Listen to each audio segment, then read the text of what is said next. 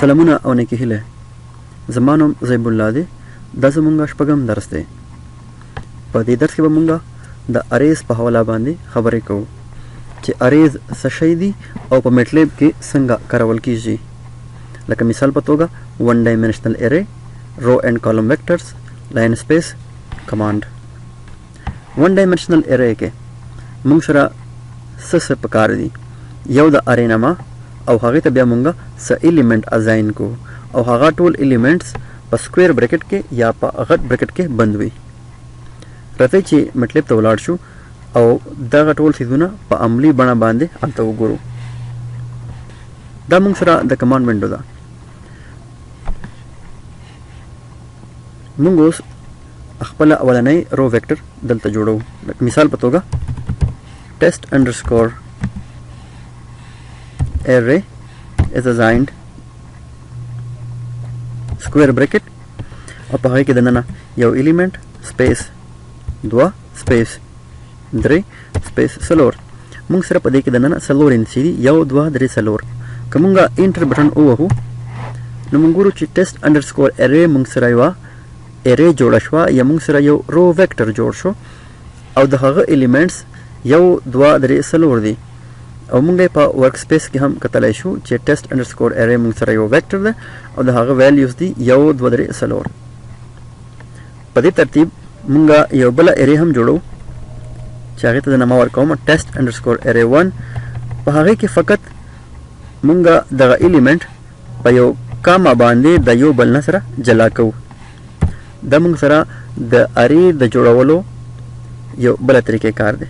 که مونږ انټر ووهو نو مونږ ګورو چې ټیسټ انډرسکور ارے 1 مونږ سره یو دویمه ارے ده، هغې الیمنټس هم څلور دي او هغه دي، خو فقط د جوړولو طریقه یې بدله ده.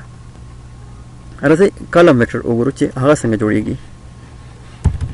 ټیسټ انډرسکور کالم از assigned هغه شانتې سکویر بریکټ یو سیمی کالن 2 سیمی کالن 3 سیمی کالن سلور. دې نه مخکې په رو ویکټر کې به مونږ الیمنٹ د کاما په مرسته باندې د یو بل نه سره جلا کول، خو اوس مونږ په کالم ویکټر کې مونږ الیمنٹ د سیمی کالن په مرسته د یو بل نه جلا کوو. که مونږ انټر ووهو مونږ ګورو چې مونږ سره یو کالم ویکټر جوړ شو چې د هغې الیمنٹ 1 2 3 سلور دي.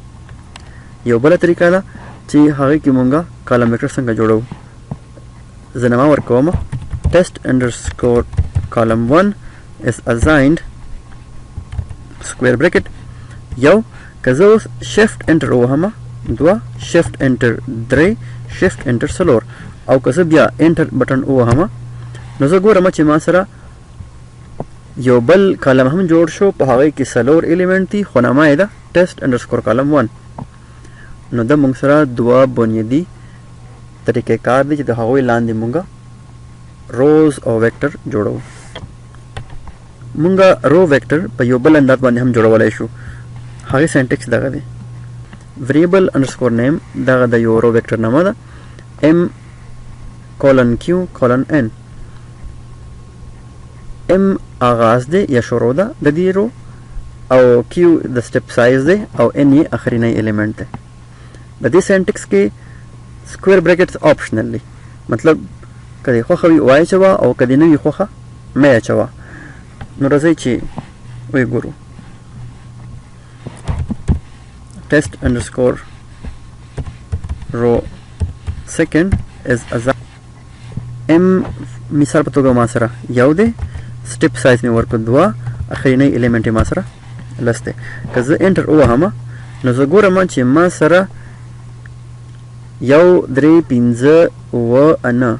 که زه وګورم په دې ټولو الیمنټس کې ډفرنس یا فرق کانسټنټ دی. دا زما سره د لاین سپیس رو ویکټر کمانډ دی. د دې رو نامه ما کېښودله ټیسټ انډرسکور لاین سپیس. په دې سینټکس کې یو ما سره اولنی الیمنٹ دی، 15 ما سره اخرینی الیمنٹ دی او دغه 15 ښایي چې د یو او د 15 مابین کې دی ما ته 15 الیمنٹ ډسپلی کی یا دې راته وښایي. که زه انټر ووهمه زه ګورم چې یو ما سره اولنی الیمنٹ دی، 15 ما سره اخرینی الیمنٹ دی او د دې مابین کې ما سره 3 الیمنټ نور دي.